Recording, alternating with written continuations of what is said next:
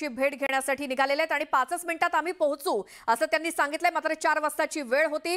पंकज भोयर यांचं विमान लेट झालंय, उशिराने येतंय आणि त्यामुळे उशीर झाला असं कारण आशिष जयस्वाल यांनी दिलंय। मात्र तोपर्यंत हे आंदोलक आक्रमक झालेले दिसतायत।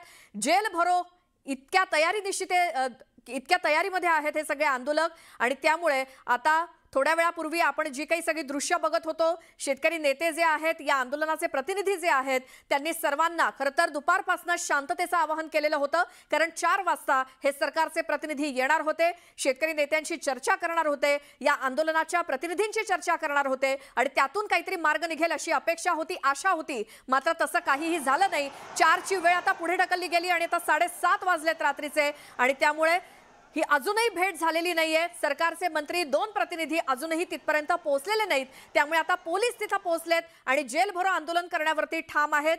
बच्चू कडू, त्यासोबत राजू शेट्टी आणि इतर शेतकरी नेते ज्यांच्या नेतृत्वाखाली हे सगळं आंदोलन सुरू होतं आणि आता मोठ्या संख्येने नागपुरामध्ये जमलेले हे शेतकरी आंदोलनकर्ते आपल्याला दिसतात।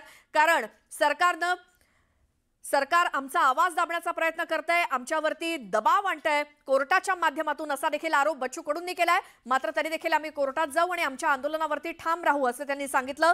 कोर्टाने आदेश दिले होते की 6 वाजेपर्यंत सगळे रस्ते मोकळे करा। मात्र तरी देखील अजूनही बच्चू कडू आणि त्यांचे सहकारी आपल्या आंदोलनावरती ठाम आहेत।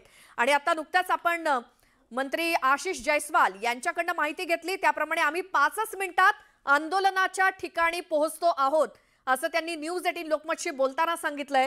त्यामुळे आता पुढच्या काही मिनिटांमध्ये सरकारचे प्रतिनिधी म्हणून पंकज भोयर आणि आशिष जयस्वाल हे आंदोलनाच्या ठिकाणी पोहोचतील आणि चर्चा करू असं त्यांनी सांगितलंय। चर्चेतनं काही ना काही मार्ग काढू। मात्र आज सकाळपासून आपण राजू शेट्टी असेल किंवा बच्चू कडू यांच्या आपण प्रतिक्रिया जाणून घेतोय, त्यामध्ये आम्हाला निर्णय हवाय अशी त्यांची भावना आहे। त्यामुळे आज निर्णय होतो का, सरकार काय कोणत्या पद्धतीचे मुद्दे त्यांच्या समोर ठेवतं, हे 2 सरकारचे प्रतिनिधी मंत्री जे या शेतकरी नेत्यांना भेटण्यासाठी जात आहेत, तर शेतकरी नेते प्रतिनिधी आणि सरकारचे हे प्रतिनिधी त्यांच्यामध्ये आता काय चर्चा होते हे बघणं खरं तर महत्त्वाचं आहे आणि त्यानंतरचीच आपली भूमिका हे सगळे नेते मांडतील असं वाटतंय। मात्र 4 वाजेपर्यंत वाट बघितलेली होती। शेतकरी नेत्यांनी आपल्या प्रतिनिधींनी बच्चू कडू आणि त्यांच्या सहकाऱ्यांनी आपल्या सगळ्या आंदोलनकर्त्यांना कार्यकर्त्यांना सांगितलेलं होतं की 4 वाजेपर्यंत शांत रहा। मात्र आता 4 वाजून 3.5 तास झालेले आहेत, तरी देखील सरकारचे कोणतेही प्रतिनिधी भेटायला न आल्यामुळे अधिकच आक्रमक झालेत आणि आता पोलिसांनी जी काही कारवाई केलेली आहे त्याला उत्तर देत आम्ही जेल भरो आंदोलन करू अशा प्रकारचा पवित्रा या शेतकरी नेत्यांनी आणि आंदोलनकर्त्यांनी घेतलेला आहे। तिथे घोषणाबाजी चालू आहे, हा मोर्चा आंदोलन सुरू आहे आणि बच्चू कडू हे देखील पोलिसांसोबत निघालेले दिसतायत। आम्ही जेल भरून टाकू असा पवित्रा आता सध्या त्यांनी घेतलेला आहे। त्यामुळे आता पोलिसांसमोर सुद्धा मोठा प्रश्नचिन्ह दिसतंय, कारण इतक्या मोठ्या संख्येने हे आंदोलक आहेत आणि नागपुरातलं हे शेतकऱ्यांचं आंदोलन आपण खरं तर कालपासून बघतोय। काल ट्रॅक्टर घेऊन हे शेतकरी निघालेले होते आणि याचा आज दुसरा दिवस आहे। आज दुसऱ्या दिवशी आपण पाहतोय की कार्यकर्त्यांनी मोबाईलचा टॉर्च सुरू करा, पोलिसांच्या लक्षात येऊ द्या, आपण हजारोंच्या संख्येने येतोय। डाव केला असा आरोप मोबाईलचा टॉर्च सुरू करा।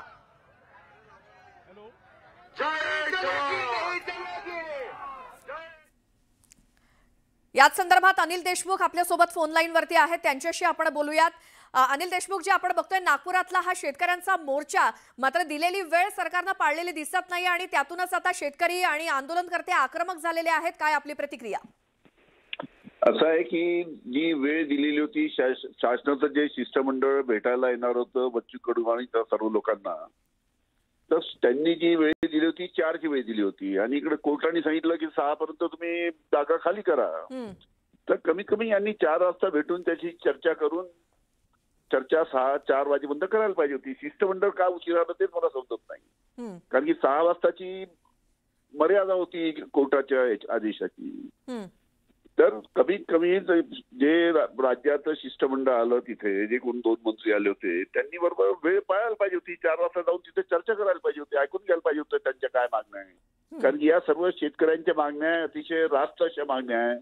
शेतकऱ्यांच्या शेतीसाठी, शेतीच्या मालाच्या भावासाठी किंवा कर्जमाफीसाठी या सर्व अतिशय महत्वाच्या मागण्या आहेत. त्याच्यामुळे वेळेवर शिष्टमंडळाने जाऊन चर्चा करायला पाहिजे.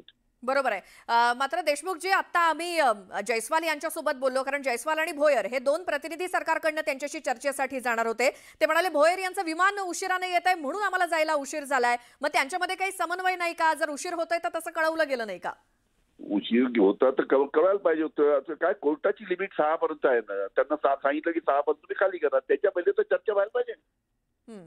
तुम्ही 6च्या नंतर तुम्ही जाल त्यांच्या भेटायला. कधी कधी त्यांचं एका मंत्र्याचं विमान उशिरा होतं तर जो एक मंत्री होता त्यांनी जाऊन भेटायला पाहिजे होतं. त्यांनी चर्चा करायला पाहिजे होती. त्यांनी चर्चेची सुरुवात करायला पाहिजे होती. बरोबर आहे. दुसरीकडे बच्चू कडू आणि त्यांचे सहकारी म्हणतायत आम्ही आंदोलनावरती ठाम आहोत, आणि दुसरीकडे सरकारकडनं कोर्टाकरवी आमच्यावरती दबाव आणला जातोय. आपलं काय मत आहे त्याबद्दल? मलाही तसंच दिसतं सगळं हे. पहिली गोष्ट की शिष्टमंडळ वेळेवर भेटत नाही. तिकडे कोर्टाचा आदेश 6 वाजताचा, आणि असं करणं मला असं वाटतं की कोर्टाच्या माध्यमातून बहुतेक प्रयत्न सरकारने केला दिसतो दबाव आणायचा. आणि शेतकऱ्यांना आज निर्णय हवाय. मात्र शिष्टमंडळ जे आहे त्यांचं म्हणणं आहे की आज चर्चा होईल. मात्र आज काही तोडगा निघेल असं वाटतं तुम्हाला? काय इतके ज्युनियर मंत्री आले, ते जे 2 मंत्री पाठवले अतिशय ज्युनियर मंत्री आहेत, ते काय निर्णय घेऊ शकणार? ते कमीत कमी सिनियर मंत्रिमंडळाचं एखादा डेलिगेशन आलं असतं, शिष्टमंडळ आलं असतं 3-4 मंत्र्यांचं, सिनियर मंत्री की ज्यांना संपूर्ण अधिकार आहे. बरं, ते काहीतरी निर्णय घेऊ शकले असते. हे दोघेही अतिशय ज्युनियर मंत्री आहेत, हे काय निर्णय घेणार? बिलकुल.